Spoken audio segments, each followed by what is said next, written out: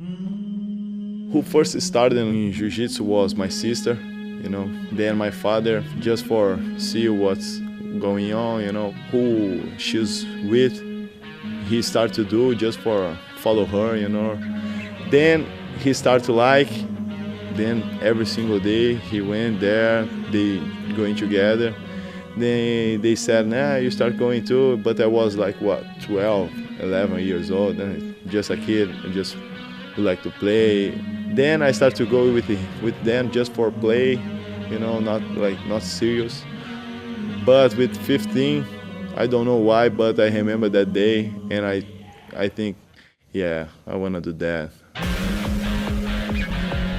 Since my 15 years old to nowadays, every single day I train jiu-jitsu, and that's my life, I don't know how would be my life without the jiu-jitsu.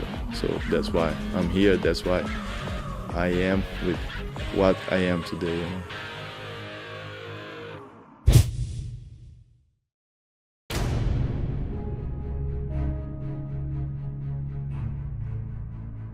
I think I was introduced very early in age. So always like playing, little things with my dad. And then as you grow up a little bit, you start going to the schools, and then you start playing with your cousins, your uncles, and naturally, during mixing plays and games, and you with the gi running around the mat. How that whole process starts. But it doesn't get to start becoming like a teenager that you start taking seriously and training every day. You have a different aspect of jiu-jitsu. Before they're just a game, you're just having fun, learning, going to the schools. It's a massive family, so it's the place that everybody gets together and, playing and learning. But I think, start 14, 15 years old, that suddenly you understand what you're part of it in a more mature way. And then I think it's the stage that you choose if you're gonna take it that for seriously or if you're gonna do something else, So I think that's what happened to me.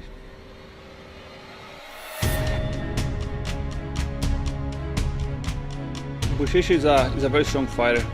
He's a young kid. He just recently got his black belt maybe 2 years ago. But I think since he got it, he's been on the top of every tournament he's been competing.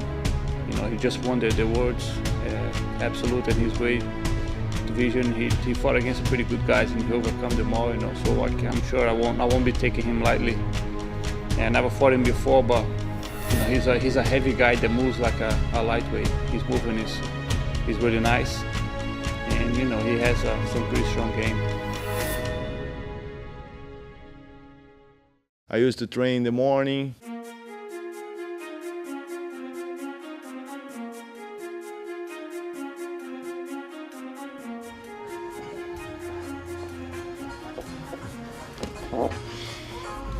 Vai, vambora. 10 segundos. Vai tirar esse não. Segura,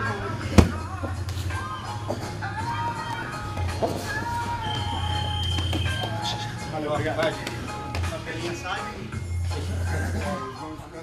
I used to live in Brazil, I trained all my life in Santos, my hometown, with my master Cavaco. Then Brazil is too hard to make a living, just with the sport. So that's why I left Brazil. And when I started making a living here, I knew these guys before, but not so much, Não deixa ele no pé, não deixa ele no pé. Bora lá, Mela, vai fazendo o mesmo jogo, velho. Vai você conseguir puxar. Started training these guys every week, 3 times a week. Then we start to be like a family, Isso, vai pesando aí. Falta 30. Bora lá, Mela, vem pra cima, olha o Hulk. I gotta thank these guys because I won, because I am alone, I'm nobody, I need my friends, my family to train. So my parents, they are in Brazil, so my friends, they are my family here, So before I accepted the fight, I asked them what they think, and if they would train with me. They said yes, of course, we are here for that. I said, all right, let's do it.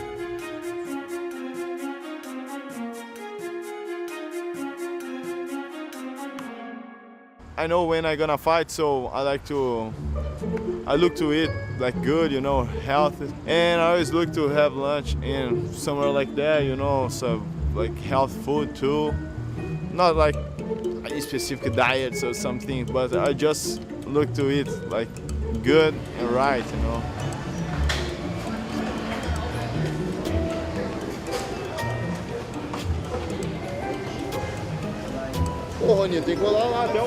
I don't need cut weight, so I eat a lot, you know, so but I eat really health. So like superfoods, like a lot of fruits, you know, health things. So and here you can do like easy, you know, in the United States. So now my diet's way better here than Brazil, you know.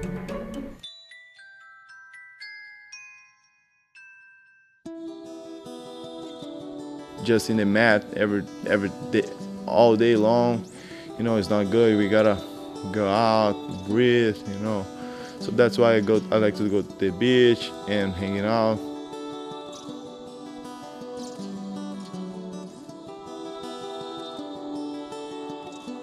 Go to the beach, train, teach. So that's a great day for me, you know.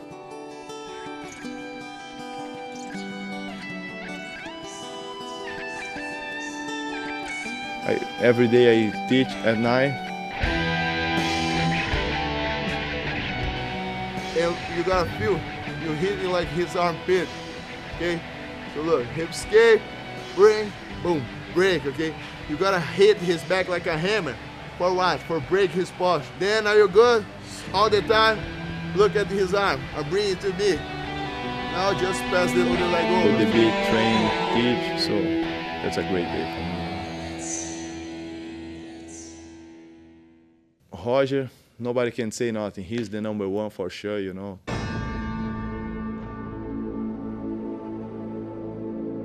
And his game is really simple, but is really efficient. He do the basic. He shows us how the jiu-jitsu, how the basic jiu-jitsu works. With just the basic jiu-jitsu, he shows not just me, but he shows the world how efficient is his jiu-jitsu.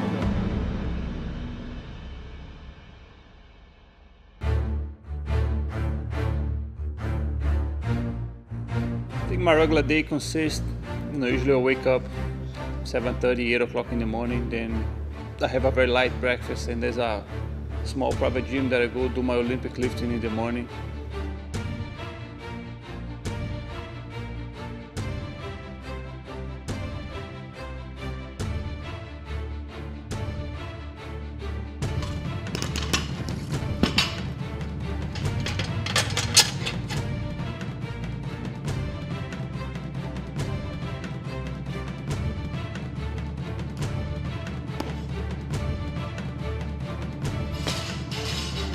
That should take me about an hour, an hour maximum.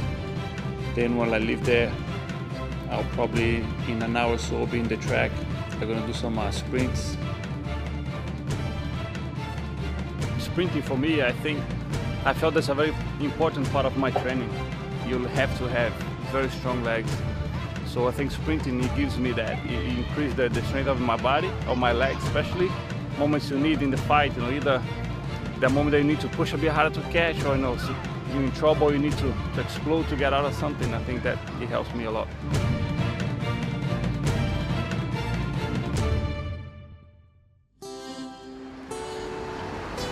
Pode que seja lá embaixo? Pode que seja lá embaixo? Almost pegando a bicicleta lá embaixo. It's the most beautiful thing to see a man with a child. Any man and any child, they look just perfectly. But when you see a man and a child connecting in a special way, I think it's beautiful. Roger is very thoughtful and he's a very, very good father. It's never about yourself anymore. I think that's the first and main thing. And I think in the other aspect is, I don't know, sometimes you think, you want to make an example. Like, I'm not going to do this because of my kid, like, something you want to build, thinking you're going to pass it on to him, or you do it thinking, I'm going to do that example to my kid, because that will influence him on his life. And so I have a kid now. What does the kid will think of me doing this? You know, so a lot of things you're like, man, I can't do that.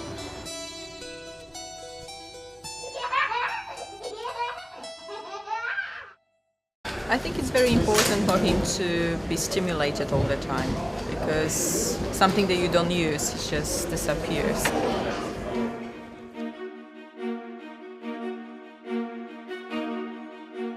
I mean, it's very important for you to have people to, you know, good people for you to train with. I never had like a, you know, in my academy, a lot of people for me to spar with. I just have to do what I can with my students.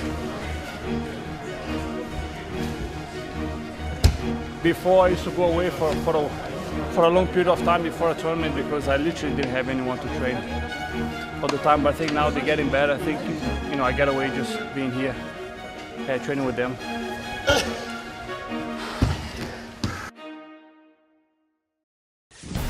In this match, there's no points and submissions only.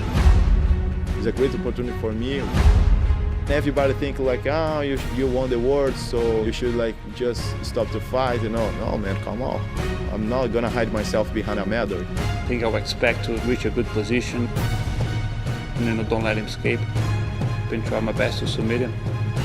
I respect him a lot, but I will do my best to win. So that's why I'm training, that's why I do everything that I'm doing.